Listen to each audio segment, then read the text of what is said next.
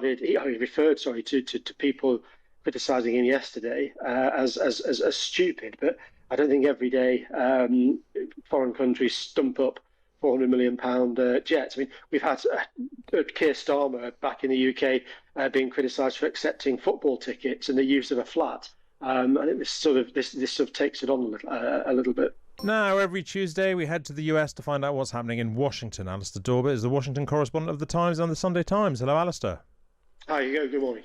Good morning. So, look, leaving Washington, Donald Trump's arrived in Riyadh today for a meeting with the Saudi Crown Prince Mohammed bin Salman. He was greeted with a rendition of the US national anthem.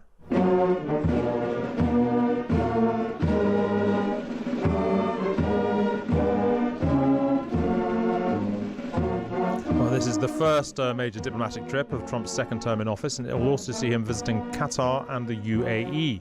He's hoping to secure significant new investment in the US from Arab states. Alistair, why is Saudi Arabia the first stop?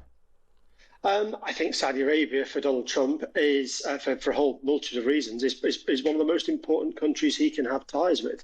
If you look on the diplomatic front, there's still the war raging in Gaza, which the Saudis have a diplomatic role in, especially when it comes to speaking to some of the Palestinian factions.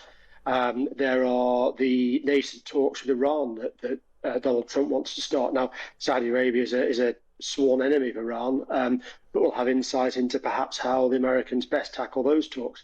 But it's also about hard cash as well. He wants the Saudis to invest billions of dollars in various US industries. And that goes for the other countries on the trip as well. It shouldn't be forgotten that there's also a personal aspect to this too. Donald Trump has lots of business ties, personal business ties in Saudi Arabia.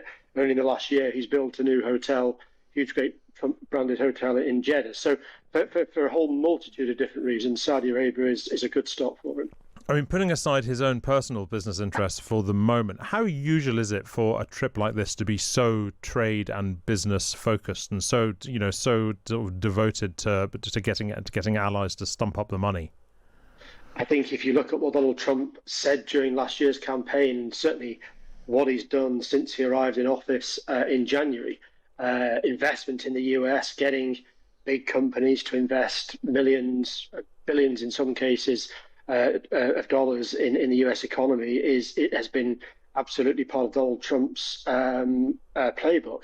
You look at what he's done with tariffs. Well, obviously that's caused damage to the US economy. He thinks one of the ways of offsetting that is to get countries like Saudi to invest their cash in America. And that's part of what this trip is. He's a salesman, and he's going out there to sell America. And would it be fair to say that this is a trip more focused on selling America than it is on, for example, Iran getting the bomb or indeed the war in Gaza? I think from the administration's point of view, there's a happy coincidence that those two things align. There will be a huge amount of diplomatic activity during this trip, Iran and the war in Gaza being front and centre. I mean, Donald Trump would dearly love for the Saudis to sign up to the Abraham Accords, this series of treaties in the Middle East where Arab countries have recognised Israel. I don't think Saudi Arabia is quite there yet, not with what's happening in Gaza. But I think if he can push that further on the track, get to some sort of, or get closer to a settlement in Gaza, then from a diplomatic point of view, the trip will also have been a success. Donald Trump, he's announced that Qatar is giving him a $400 million plane to replace Air Force One, and he seems slightly surprised that this has caused some controversy. Can you explain the controversy around this, please? Well, the US Constitution, for one, doesn't allow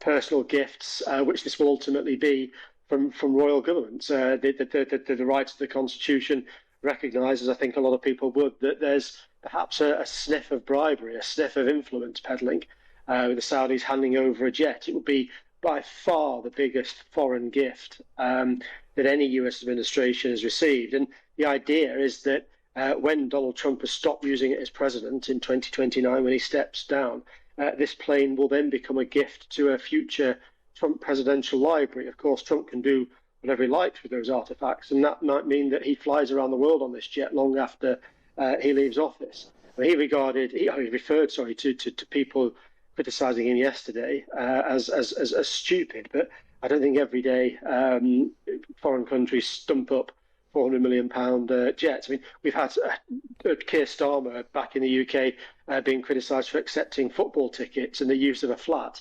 I think this sort of takes it on a little bit. Yeah, just a bit. Look, finally, Alistair, the British ambassador to the US, Peter Mandlesson, has been talking about Nigel Farage. Here he is speaking to the FT editor, Arula Khalaf, at an event in Washington. Nigel Farage is now probably the most popular politician. Do you still think he can be a bridgehead to the Trump administration? Well, you say he's the most popular politician. I'm not sure that translates into people imagining that he can be prime minister or that they want his party to form a government in our country. Alistair, I mean, aren't ambassadors meant to steer clear of talking about party politics? Did Peter Mandlesson forget, do you think? I think at his heart, Peter Mandlesson is nothing other than a politician, and when he's thrown a bit of Nigel Farage bait, it's very difficult for him to resist. I mean, Peter Mandelson's a political appointee. It's a perfectly reasonable question to ask him. He sort of went on to say that one of the reasons Nigel Farage has had so much success is because of globalization, and drew a parallel between what's happened in America with the election of Donald Trump and Farage's rise. But as you saw there, he doesn't believe that Nigel Farage can be Prime Minister. And perhaps that's wishful thinking. We'll have to wait and see. He also said he wasn't expecting to be asked to talk when he was in the Oval Office last week for the UK-US trade deal announcement. His relationship with Donald Trump seems like something worth watching. It is. I mean, Donald Trump held his hand at one point, as he did with Theresa May a few years ago, and seemed to get on rather well. He praised Peter Mandelson's accent after the ambassador gave a very sort of eloquent appraisal of the trade deal. It's not always been like that, of course. Peter Mandelsson once referred to Donald Trump as a bully and a danger to the world. Lots of people have criticised Donald Trump, and we managed to get back into his good books. I think Peter Mandelsson will be hoping he can do the same thing. Thank you very much indeed, Alistair Dawber. Alistair is, of course, the Times' Washington correspondent.